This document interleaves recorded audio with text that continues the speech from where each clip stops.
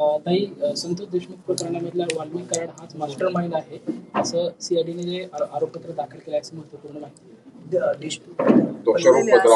असं पत्र माहिती मला नाही. हे त्यांचं कॉन्फिडेन्शियल विषय आहे. त्यांनी जेव्हा ते माहिती सादर करतील कोर्टाला आणि ते ऑफिशियली कोर्टातून येईल तेव्हाच मी त्याच्यावर भाष्य करेन. तुमच्या म्हणण्यावर करणार नाही. 1500 पानाचं दोषारोपपत्र दाखल केलंय. त्याच्यात काय लिहिले तुम्ही वाचलंय? असं म्हणलं तर तुमच्यावर कंटेम्प्ट दाखल करावं लागेल. ओके, नाही त्याच्यात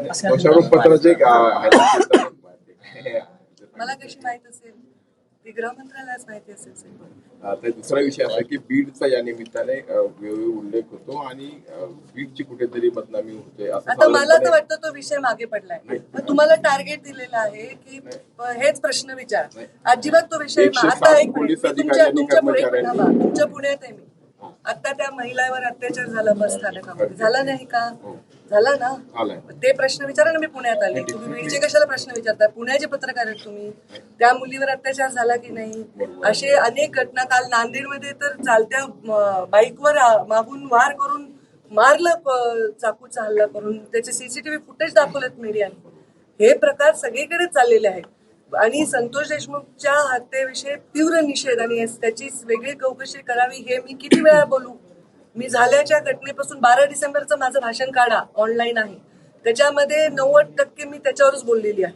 आणि त्यामुळे त्याच्या आतल्या विषयांवर मी बोलण्याचं माझं ते औचित्य नाही. मला त्यातली माहिती नाही. मी गृह खातं नाही आणि गृह खात्याच्या अधिकाऱ्यांनी ती माहिती देणंही योग्य आहे.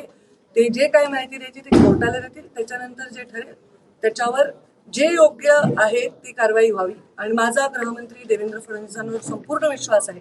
त्यांनी शब्द दिल्यानंतर मी त्यांच्याच टीममधली एक मंत्री म्हणून परत वेळोवेळी याच्यावर भाष्य करणं माझ्या भूमिकेला साजेसं नाही. संवेदनशीलपणे त्याची चौकशी झाली पाहिजे, जलद गतीने झाली पाहिजे. हे मी 1001 वेळा ऑलरेडी म्हणून झालेलं आहे.